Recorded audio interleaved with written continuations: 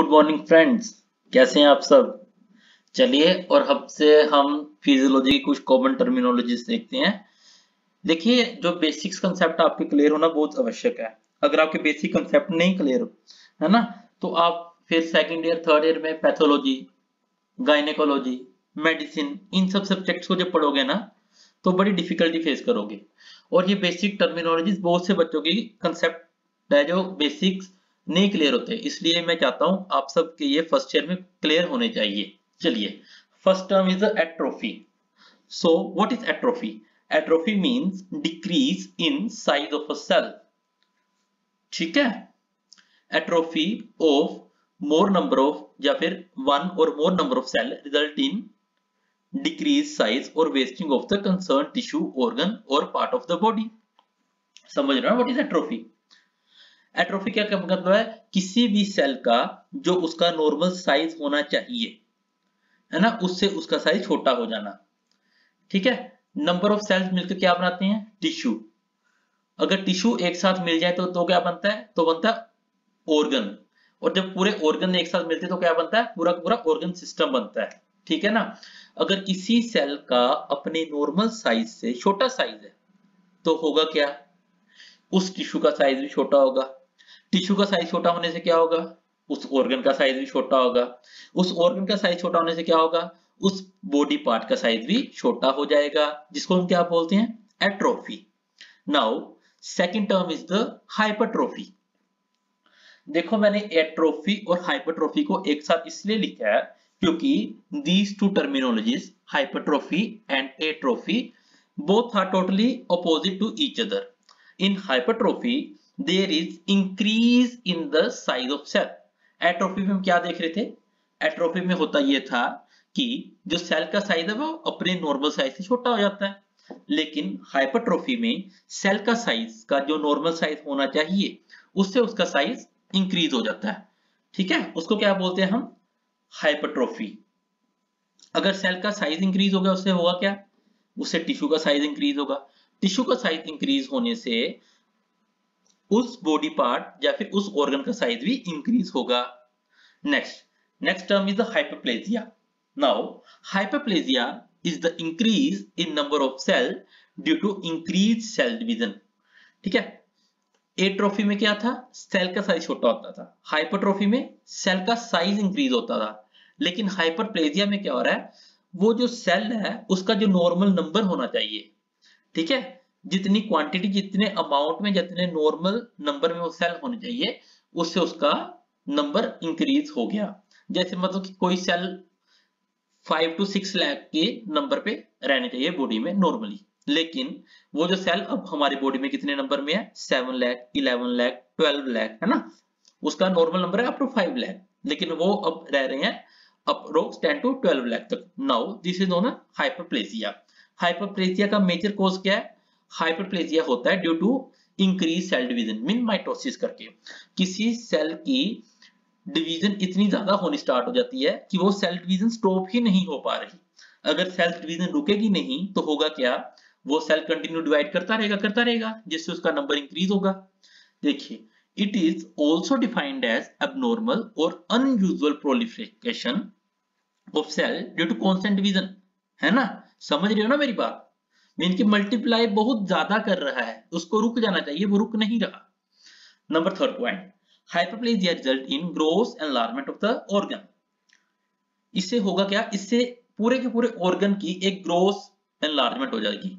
ठीक है, hyperplasia involve constant cell division of normal cells only. ठीक है, इससे होता क्या? इससे सेल डिवीजन जो रुक जानी चाहिए वो अपने नॉर्मल टाइम पे रुक नहीं रही, डिवाइड सेल करता जा रहा है कंटिन्यूअसली, जिसको हम बोलते हैं हाइपरप्लेजिया। उस डिवीजन का कारण क्या है? माइटोसिस। ठीक है, मल्टीप्लिकेशन, वो नहीं रुक पा रहा। Next term is dysplasia. Dysplasia क्या है? Dysplasia is the condition characterized by the abnormal change in cell size। Dysplasia में क्या होता है? देखो, abnormal change in cell size, shape and organization of the cell। इसमें जो नॉर्मल रहना चाहिए उसका शेप, पहले तो उसमें abnormality आएगी। नंबर सेकंड, उसके साइज में abnormality आएगी। और जो सेल डिसऑर्गेनाइज्ड वे में बॉडी में पड़े हुए हैं, है ना, वो डिसऑर्गेनाइज्ड वे में हो जाएंगे सारे के सारे। ठीक है ना, समझ रहे हो ना मेरी बात को आप? Dysplasia is the condition characterized by the abnormal change in size, shape and organization of cell. Dysplasia, अब dysplasia बॉडी में कॉमनली होता कहां पे है? देखो, dysplasia commonly occur in epithelial cells of the cervix and respiratory tract। ठीक है, ये जो दो लोकेशंस है बॉडी पे, इन दोनों पे कॉमनली डिस्प्लेजिया देखने को मिलता है। First one is the epithelial cells and second one is the respiratory tract. Now second terminology is metaplasia. What is metaplasia? Metaplasia is the condition that involves the replacement of one type of cell with another type of cell. Metaplasia में होता क्या है कि जहां पे जो cell रहना चाहिए था उस जगह की बजाय वहां पे कोई और सेल ग्रो कर जाता है, जैसे लंग्स में। ठीक है, अब जब इसकी नेक्स्ट वीडियो में इसको डिटेल बताऊंगा मैं सभी की। ठीक है, पहले आप सब इन डेफिनेशंस को लर्न करिए, ले दिया है ना, इन सब की डिटेल क्लास लेंगे। चलिए चलते हैं। Yes, what is cell adaptation? Cell adaptation refers to changes taking place in a response to environmental changes. Normal functioning of the cell is always threatened by various factors. Cell adaptation वो होता है जो हमारी body का cell है ना, वो करता क्या है, एक्सटर्नल इन्वायरमेंट के अकॉर्डिंग अपने आप को अडेप्ट करेगा।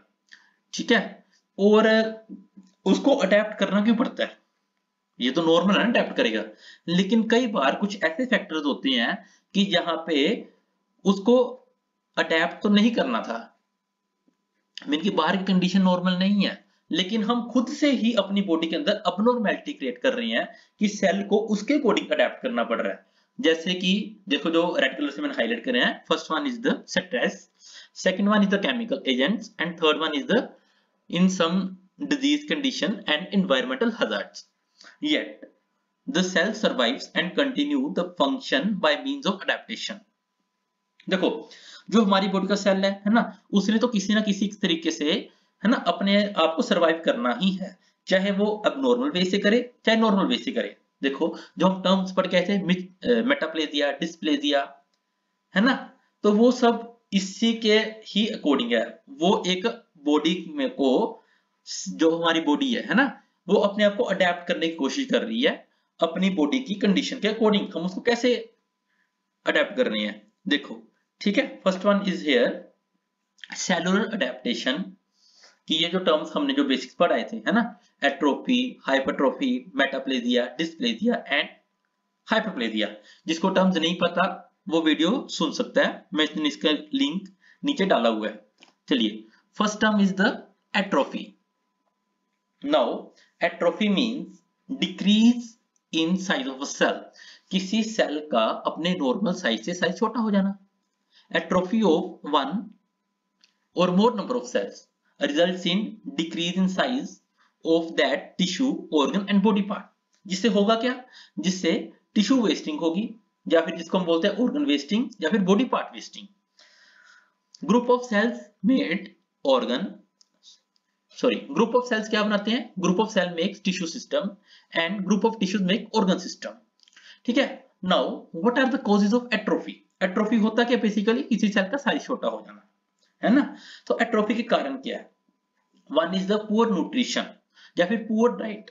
जितना हमारे को नॉर्मल डाइट चाहिए हम उतनी नहीं खा पा रहे, जिससे होगा क्या, हमारी बॉडी के सेल्स की अच्छे से ग्रोथ नहीं होगी, जितना उसका नॉर्मल साइज होना चाहिए वो नहीं है, उससे छोटा साइज है। Second one is the decrease blood supply to organ. ठीक है, हर एक बॉडी के ऑर्गन की, हर एक बॉडी पार्ट की, है ना, एक लिमिटेड ब्लड सप्लाई है कि इसको इतना ब्लड सप्लाई मिलेगा तो ये नॉर्मल रहेगा, तो ये नॉर्मल काम कर पाएगा। अगर उसको उतनी ब्लड सप्लाई नहीं मिल पाती तो होगा क्या, वो उसका साइज छोटा होगा, है ना। इसलिए second one is the decreased blood supply. Now what is the third reason? Third reason is the lack of workload और एक्सरसाइज। हमारी बॉडी को जितना काम करना चाहिए हम वो नहीं कर रहे, है ना। हम जिस ऑर्गन का ज्यादा यूज करेंगे वो उतना हेल्दी रहेगा। अगर हम बॉडी का यूज नहीं करेंगे, बॉडी पार्ट्स का यूज नहीं करेंगे, तो होगा क्या, उसका जितना साइज होना चाहिए उससे वो छोटा हो जाएगा, श्रिंकिंग होना स्टार्ट हो जाता है। समझ रहे हो ना मेरी बात को आप? Fourth one is the loss of control by nerve और हार्मोन। अगर बॉडी का ब्लड सप्लाई कट जाए किसी ऑर्गन की, उसका नर्व सप्लाई कट हो गए, तो होगा क्या, है ना, वो ऑर्गन धीरे धीरे श्रिंक होना स्टार्ट हो जाता है। Now fifth one is the intrinsic factor. ठीक है, नाउ एट्रोफी के types. Atrophy is of two types. First one is the physiological atrophy and second is the pathological atrophy. Now, what is physiological and pathological atrophy? Physiological atrophy वो होगी जो कि body का एक natural mechanism है, और pathological atrophy वो होगी जो किसी डिजीज के कारण होगी। ठीक है ना? Physiological atrophy, examples of physiological atrophy are, for example thymus gland.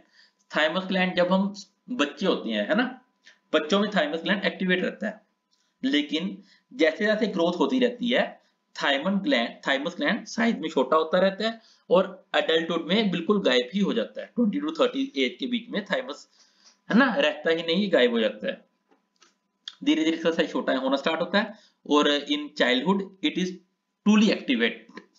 Now second one is the pathological atrophy. Pathological atrophy is common in skeletal muscles atrophy, cardiac muscles, sex organs and brain. हुआ, ठीक है। तो आज हम करेंगे hypertrophy. Hypertrophy is the increase in size of a cell. Hypertrophy में होता क्या है, देखो एट्रोफी का जस्ट ऑपोजिट होता है हाइपरट्रोफी। एट्रोफी में क्या था, सेल साइज छोटा हो जाता है। सेल साइज छोटा होने से क्या होता था, क्या होता है सेल साइज छोटा, बताइए। सेल साइज छोटा होने से होता था टिश्यू साइज छोटा, और टिश्यू साइज छोटा होने से क्या होता था, ऑर्गन साइज छोटा हो जाता था। लेकिन हाइपरट्रोफी में क्या होता है, सेल का साइज जितना नॉर्मल होना चाहिए उससे इंक्रीज कर जाता है।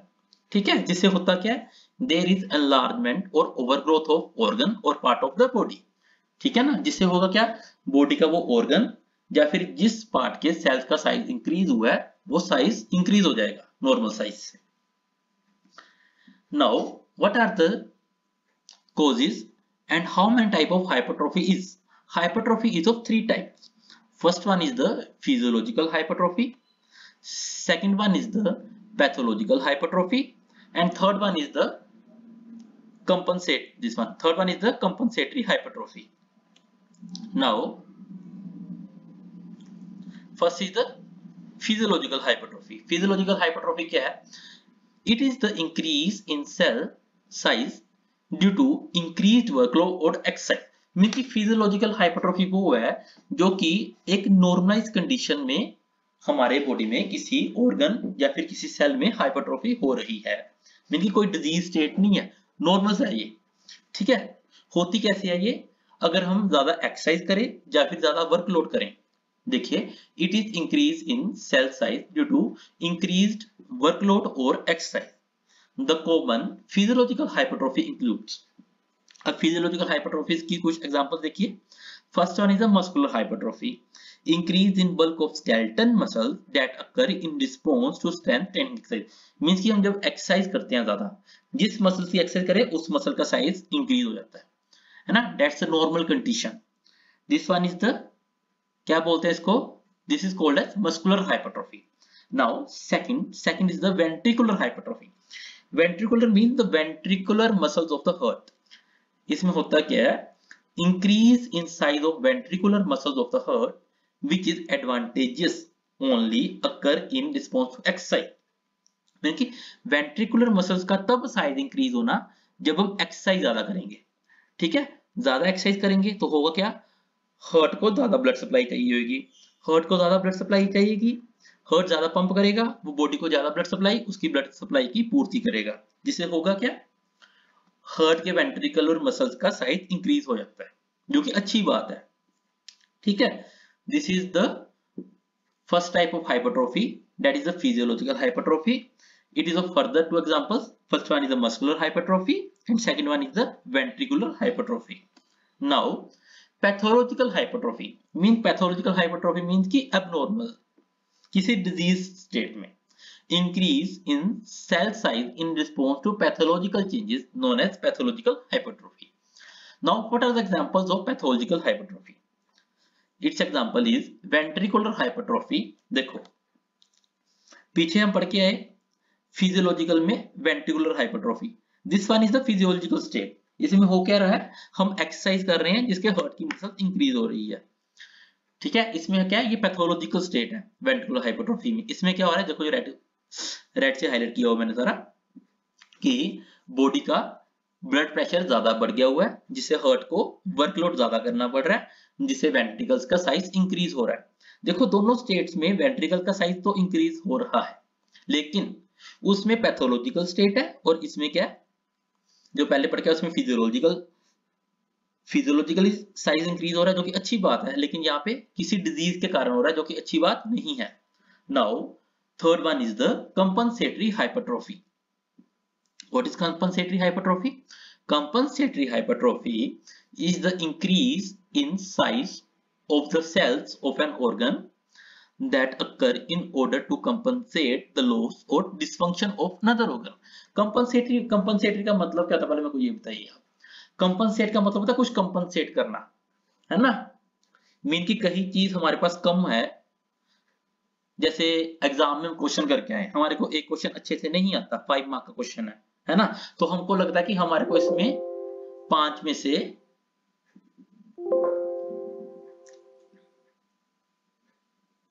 3 नंबर ही मिलेंगे. ठीक है, हमको लगता है कि हमारे को इस क्वेश्चन में 5 आउट ऑफ 3 मार्क्स ही मिलेंगे. और जो सेकंड क्वेश्चन है वो हमको लगता है कि मेरे को बड़े अच्छे से आता है, मैं इसमें 5 आउट ऑफ 5 लूंगा जिससे कि मेरे वो मार्क्स कंपनसेट हो जाएं. सेम वही और कंपनसेटरी हाइपरट्रोफी में है. जैसे किसी के पास एक ही किडनी है तो होता क्या है, एक किडनी को 2 किडनी का काम करना पड़ता है जिससे उस किडनी का साइज इंक्रीज हो जाता है, जिसको बोलते हैं हम कंपनसेटरी हाइपरट्रोफी. देखिए, hypertrophy of one kidney when other kidney stop functioning. Now the second example is increase in muscular strength of an arm when the another arm is dysfunctional or lost. जब किसी की एक बाजू काम नहीं करती तो दूसरी बाजू से सारे काम करेगा, है ना. These are the two examples of compensatory hypertrophy. Next, yes friends, अब हम करेंगे hyperplasia. Now what is hyperplasia? Hyperplasia is the increase in number of cells due to increased cell division. देखो लास्ट लेक्चर में हम पढ़ कर आए थे एट्रोफी एंड हाइपरट्रोफी. एट्रोफी में क्या होता था, बेसिकली सेल का साइज जो उसका नॉर्मल साइज होना चाहिए उससे छोटा हो जाता था, और हाइपरट्रोफी में ये होता था कि सेल का साइज अपने नॉर्मल साइज से इंक्रीज कर जाता था. लेकिन हाइपरट्रोफी और एट्रोफी में जो सेल अपने नॉर्मल काउंट में रहते थे उनकी काउंटिंग बढ़ती कम होती नहीं थी. लेकिन हाइपरप्लेजिया में क्या होता है, जो सेल का नंबरिंग है, जो उसकी नॉर्मल काउंट है सेल का, है ना. देखिए, hyperplasia is the condition in which there is increase in number of cell. Hyperplasia में सेल का नॉर्मल नंबर से जो उसका काउंट है वो बढ़ जाना, है ना. जो उसका नॉर्मल काउंट होना चाहिए उससे इंक्रीज हो जाना, उसे कहते हैं हाइपरप्लेजिया. और हाइपरप्लेजिया होगा क्या फिर, देखो हाइपरप्लेजिया से क्या होगा, जो उसके सेल का नॉर्मल नंबर होगा वो बढ़ जाएगा. उसके पीछे कारण क्या है, the cause of hyperplasia is continuous mitosis. Means की जो माइटोसिस, जो सेल डिवीजन हो रही है जिसको रुक जाना चाहिए एक टाइम पे आके, वो रुक नहीं रही. वो सेल हमारा कंटिन्यूसली डिवाइड कर रहा है. उसके डिवीजन के करके सेल डिवीजन रुक नहीं पा रही, जिससे क्या रहा है, जो सेल का जितना नॉर्मल नंबर होना चाहिए उसे वो इंक्रीज कर रहे हैं. देखिए, it is also defined as abnormal or unusual proliferation of cells. ठीक है ना. Now, how many types of hyperplasia is? There are 2 types of hyperplasia. First one is the physiological hyperplasia. Second one is the compensatory hyperplasia, and third one is the pathological hyperplasia. How many type of hyperplasia is?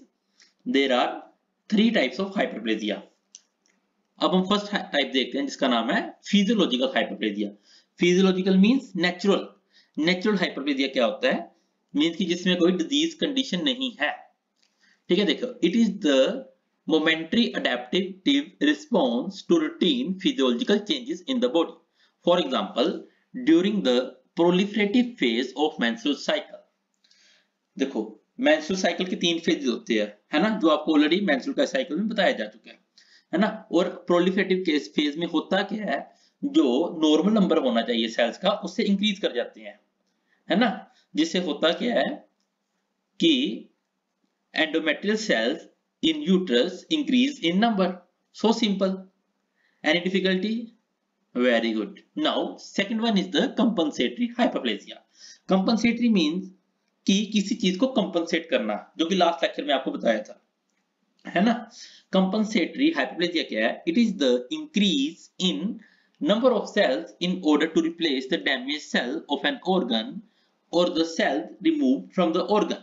देखो means कि अगर body से कहीं पर कुछ sales कमी आ गई कहीं पर, है ना, उस चीज की कमी को पूरा करने के लिए, है ना, सेल्स अपनी ग्रोथ को ज्यादा कर रही हैं, जिसको बोलते हैं compensatory hyperplasia. For example liver. देखो आप सभी जानते हो कि बॉडी में सबसे ज्यादा अगर रीजनरेशन किसी ऑर्गन में होती है तो वो ओनली एंड ओनली लीवर, है ना। होता क्या है इसमें, अगर हम किसी को लीवर डोनेट करते हैं, थोड़ा सा डोनेट करते हैं, है ना, और थोड़ा सा लीवर जो डोनर होता है वो अपने पास रखता है और थोड़ा सा रेसिपिएंट को दिया जाता है। तो इसमें होता क्या है, आफ्टर सम पीरियड जो लीवर होता है वो अपने पहले वाले साइज में नॉर्मली आ जाता है। This is known as compensatory hyperplasia. Same example is seen in lizard. जैसे छिपकली की पूंछ वो टूट जाती है तो क्या होता है, कुछ टाइम बाद वो फिर से रीग्रो करनी स्टार्ट कर जाती है और अपने नॉर्मली पहले जैसी शेप में आ जाती है, ठीक है ना। Now we can read this, after the surgical removal of the damaged part of liver there is increase in the number of liver cells resulting in regeneration. वही बात जो भी आपको बताई मैंने। Compensatory hyperplasia is common in epithelial cells of intestine and epidermis. Now, third type of hyperplasia is the pathological hyperplasia. Pathological hyperplasia means due to any diseased condition or in disease state. इसमें होता क्या है pathological hyperplasia में? It is the increase in number of cells. इसमें होता क्या है, cell का नंबर बढ़ जाएगा। किस कारण से? किसी अबनॉर्मैलिटी के करके। वो अबनॉर्मैलिटी किसी भी डिजीज के कारण भी हो सकती है ना। वो अबनॉर्मैलिटी का कारण ये भी हो सकता है कि किसी हार्मोन का एक्सेस में सीक्रेट हो जाना, ठीक है, जिसको बोलते हैं हम pathological hyperplasia. For example gigantism. सभी जानते हैं गिगेंटिज्म में होता क्या है, हाइट जो होती है वो नॉर्मल से बहुत ज्यादा लंबी हो जाती है ना। तो इस समझ रहे हो ना मेरी बात को आप। तो गिगेंटिज्म में क्या होता है, हाइट नॉर्मल से ज्यादा लंबी होगी। देखिए कि उसका कारण क्या है, due to hypersecretion of the growth hormone. जब ग्रोथ हार्मोन की सिक्रीशन हद से ज्यादा हो जाती है, जितनी नहीं होनी चाहिए थी, जो कि उसको रुक जाना चाहिए था, वो नहीं रुका। ग्रोथ हार्मोन प्रोडक्शन हो रही है, जिससे हो क्या रहा है, बॉडी की ग्रोथ जितनी होनी चाहिए थी उससे ज्यादा हो गई, जिसको हम क्या बोलते हैं, पैथोलॉजिकल हाइपरप्लेजिया।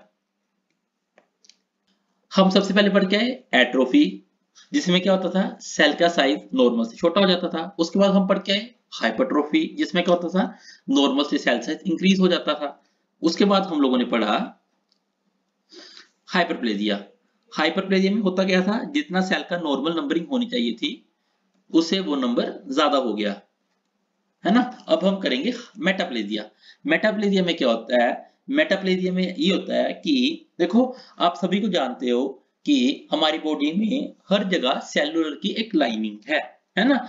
जैसे जो सेल हमारे टंग में प्रेजेंट है वो सेल हमारे टंग में ही रहेंगे, जो हमारे लीवर में प्रेजेंट है वो लीवर में रहेंगे, किडनी के सेल्स किडनी में रहेंगे, लंग्स के सेल लंग्स में रहेंगे, है ना। सभी ऑर्गन्स के बॉडी पार्ट के डिफरेंट डिफरेंट सेल्स है। तो इसमें होता क्या है कि एक जगह की सेल की ग्रोथ कहीं और जाके होनी हो जाती है शुरू। देखो metaplasia simple, it is the condition that involve replacement of one type of cell with another type of cell. मतलब कि यहाँ पर जो सेल होने चाहिए थे वो नहीं ग्रो कर रहे, वहां पे कोई और सेल ग्रो कर रहे हैं। ये दो प्रकार का होता है, कौन कौन सा, physiological and pathological. Physiological metaplasia, in physiological metaplasia it is the condition in which there is replacement of cells in normal condition, ठीक है ना, उसको बोलते हैं फिजियोलॉजिकल मेटाप्लेजिया। देखो इसमें एक मतलब एक नॉर्मल प्रोसेस है, अब एग्जांपल से समझोगे आप, ये देखो एग्जांपल केस की means transformation of cartilage into bone and transformation of monocytes into macrophages. जैसे हम छोटे होते हैं, छोटे बच्चों की बोन्स कैसी होती है, सॉफ्ट बोन्स होती है ना, कार्टिलेजिनस बोन्स होती है। लेकिन जब जब हम बड़े होते हैं तो वो कार्टिलेज किस में कन्वर्ट हो जाते हैं, बोन्स में। ये एक नेचुरल प्रोसेस है। मींस कि जहां पे पहले कार्टिलेजिनस टिश्यू था वहां पे बोनी टिश्यू आ गया, है ना। कार्टिलेजियस टिश्यू का बोनी टिश्यू में कन्वर्ट होना with the passage of time. समय के अनुसार कार्टिलेज टिश्यू का बोनी टिश्यू में चेंज हो जाना, जिसको हम क्या बोलते हैं, physiological metaplasia. Next one is the pathological metaplasia. Pathological metaplasia क्या है, due to any disease condition. इसमें क्या होता है, it is the irreversible replacement of cell due to constant exposure to harmful stimuli. Now इसमें इंपॉर्टेंट बात क्या है, इरिवर्सिबल, ठीक है। दिस इरिवर्सिबल, इरिवर्सिबल मतलब कि जो एक बार चेंज आ गया वो दोबारा चेंज नहीं होगा, वैसा का वैसा ही रहेगा, ठीक है। देखो एग्जांपल क्या है इसकी, इसका कारण क्या है पैथोलॉजिकल मेटाप्लेजी का, due to exposure to harmful stimuli. Mean कि हम किसी बॉडी से कोई गलत स्टिमुलस मिल रहा है, कुछ हम ऐसा कर रहे हैं जो उनको नहीं करना चाहिए, जिसके कारण ये हो रहा है। इसके एग्जांपल क्या है, देखो क्रोनिक स्मोकिंग, है ना। जो स्मोकर्स होते हैं उनमें क्या होता है, chronic smoking result in transformation of mucus membrane secreting ciliated columnar epithelial cell into non ciliated squamous epithelial cell. आप सभी जानते हैं कि हमारे लंग्स में कौन से सेल्स होते हैं, हमारे लंग्स में सेल्स होते हैं कोल्यूमन सीलिएटेड कोल्यूमनर एपिथेलियल सेल। लेकिन जब हम कंटिन्यूअस स्मोकिंग करते हैं या कोई कंटिन्यूअस स्मोकिंग करता है तो उसके साथ होता क्या है, उसमें जो सीलिएटेड कोल्यूमनर सेल होता है वो चेंज हो जाता है जाके किसके साथ, non ciliated squamous epithelial cell के साथ, ठीक है। ये देखो क्या होता है, नॉर्मली हमारे लंग्स में कौन से सेल प्रेजेंट होते हैं, देखो सीलिएटेड कोलुमनर एपिथेलियल सेल्स।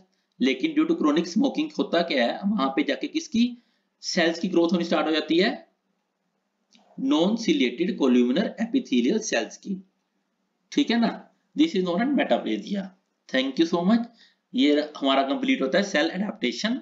इसको आप अच्छे से सुनिए, बार बार सुनिए, बार बार पढ़िए, बार बार सुनिए। बार बार सुनने से क्या होगा, आप इसको जितनी बार सुनोगे उतनी बार वो आपके माइंड में रिपीट होगा और वो चीज आपके माइंड में कंक्रीट हो जाएगा, फिर भूलोगे नहीं आप कभी। Okay, thank you so much students.